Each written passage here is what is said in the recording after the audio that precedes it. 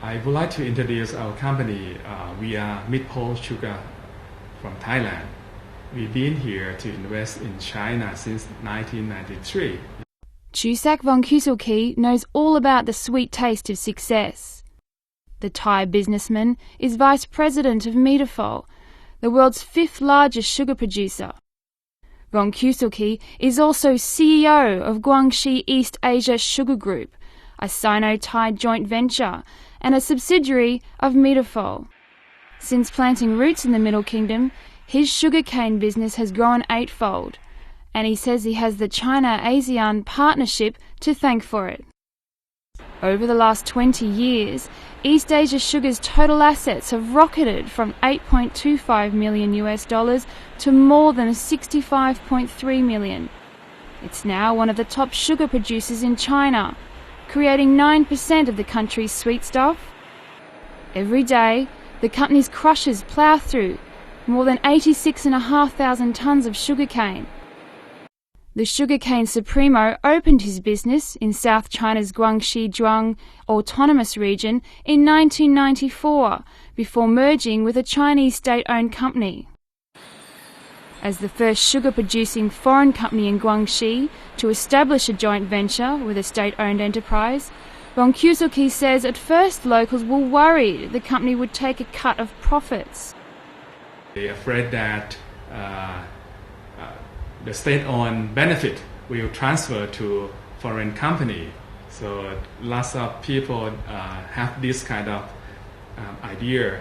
But later on we proved that all money that we gain, we still reinvest to build up, to expand our factory and also expand our cane area. However, 2 decades on, he claims the partnership has proved its worth as a win-win for all. Vongkusilki says none of this would have been possible without the China-ASEAN Partnership. Created in 1967, the Association of Southeast Asian Nations includes Brunei, Cambodia, Indonesia, Laos, Malaysia, Myanmar, the Philippines, Singapore, Thailand and Vietnam. In 2003, China and ASEAN established a strategic partnership for peace and prosperity. A decade on, bilateral trade has grown from $78 billion in 2003 to more than $400 billion in 2012. China is now the top trading partner ASEAN. While initially suffering from slow growth, East Asia Sugar's fortunes were boosted with the establishment of the China-ASEAN Partnership, with foreign trade between Guangxi and ASEAN surging year on year. Vongkusilki claims one of the keys to success has been the annual China-ASEAN Expo. I think this is a good potential. We have China-ASEAN Expo. I think it's a sort of a platform to connect between China and other ASEAN countries in terms of trading and also in terms of education, tourism, medical, education, and so on there. So we have this kind of exchange, even culture. As Thailand's top sugar producer and exporter, Modernisation has also brought its production and management expertise to China. Previously, we fell behind the international market as we lacked of technical support. After the founding of the joint venture, much improvement has been made in our production and management. Now we are in line with the international market. As any business person knows, cross-country travel can be tiresome. Vongkusilki claims the simple act of flying is yet another sweet offshoot of the China-ASEAN Union. In the past, we have to, if I want to come to work here, I have to fly from Bangkok via Hong Kong and Hong Kong to Nanning, or Bangkok, Guangzhou, Nanning. But now I can go direct flight maybe 3 times a week or 4 times a week. And he says China's favourable economic policies have promoted foreign investment, making day-to-day business more straightforward.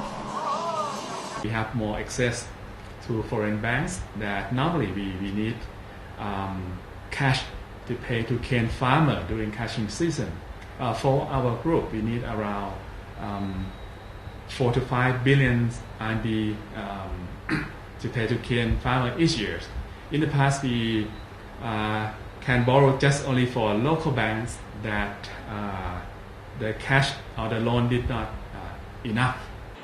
While enjoying the financial perks of building a multi-million-dollar company may be enough for some, Von Kusuki's affinity with China has been anything but short and sweet.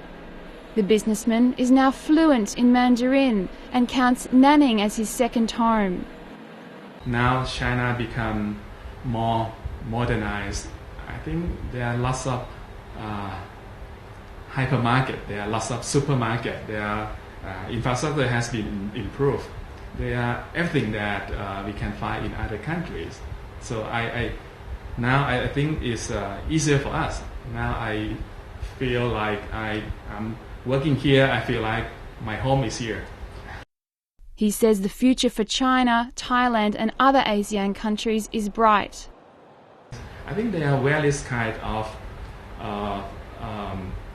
opportunity. I would like to say that there are lots of things that we can do it. Even recently, we know that China plan to build infrastructure, the high-speed train from China to 10 ASEAN countries. I think this is going to be a big, huge impact to China-ASEAN countries.